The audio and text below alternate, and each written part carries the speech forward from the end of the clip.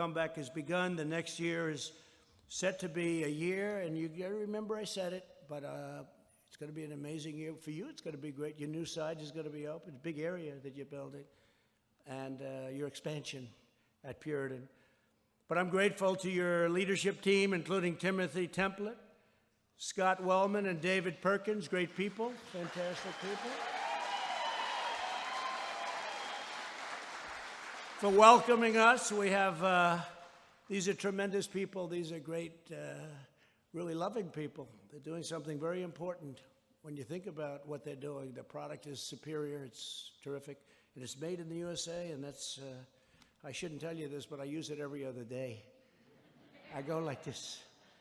I say, is that a Puritan, please? No, it's a great product. But we're also joined by Secretary of Health and Human Services, Alex Azar, who's doing a great job. Thank you, Alex.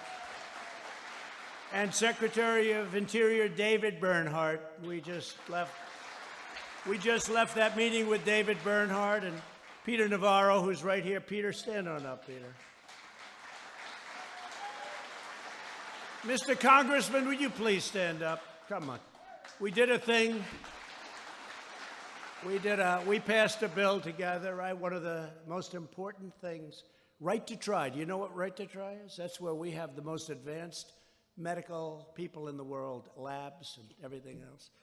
And labs in many cases that you work with. And we have a case where somebody was very sick and they'd go to Asia, they'd go to Europe, they go all over the world looking for a cure. You know, they were terminally ill or very sick, very ill.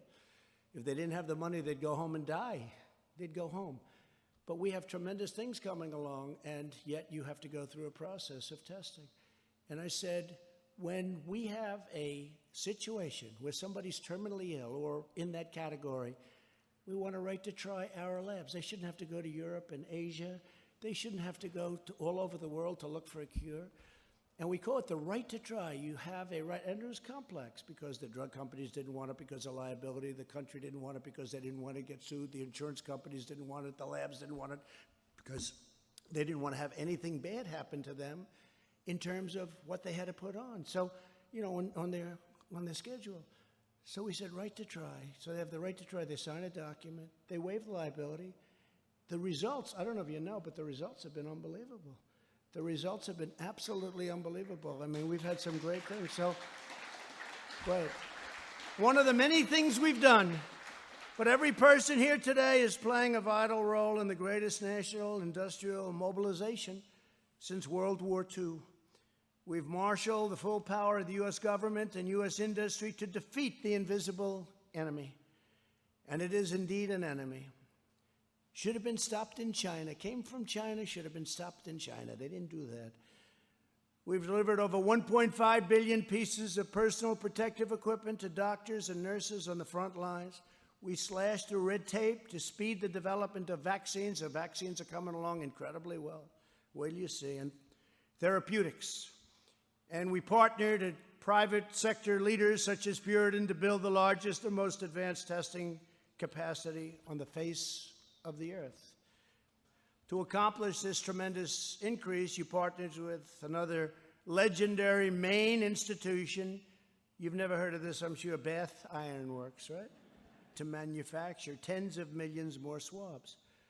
And we're all profoundly grateful to the amazing workers at Bath Shipyard and the executives. They're really working very closely in many ways, including the building of ships. Here at Puritan, you've already hired 200 new employees with full benefits. And when your new 95,000 square foot factory in Pittsfield comes online, Puritan will hire an additional 150 Maine workers, made in the USA, right? Powered by the dedication of the men and women in this room, America has become the world leader in coronavirus testing. The United States has completed more than 19 million tests, the most anywhere in the world by far, as I said. You're now over 20, 21 almost. Thanks to you, our country has conducted more tests than all other countries in the world combined. Other than that, you're not doing very well. Now, if you listen to the fake news, it's like, well, you know, I give them a number. We did 20 million. Why didn't you do 40? Trump should have done 40. If we did 40, they'd say, should have done 100. Ay, what I have to put up with. Yeah.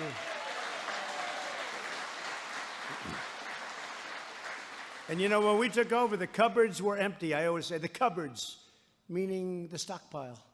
We had very little. And we became now the king of ventilators also. We'll have to talk to Puritan. You want to make some ventilators? We don't need them. We're making thousands a week. We have 11 factories, plants. We had practically none. And we save thousands and thousands of lives. Ventilators are very hard because they're big, they're expensive. I say it's like making a car in a certain way, high technology, right? And we're now making thousands of ventilators a week.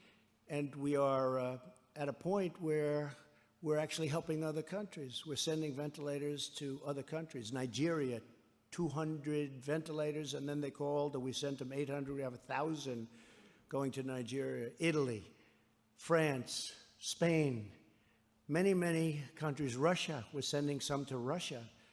It's good for relationship. It's good for everything. And we're not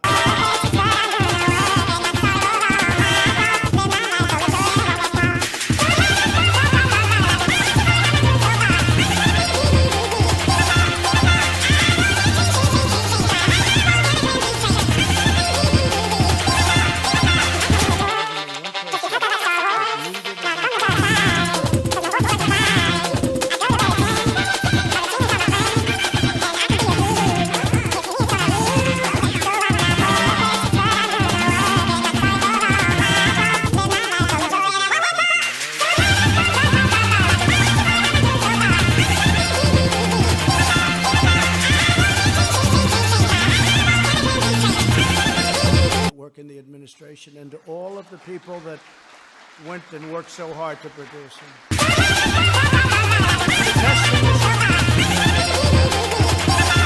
past 21 years, since the coronavirus hit, we have spent every day making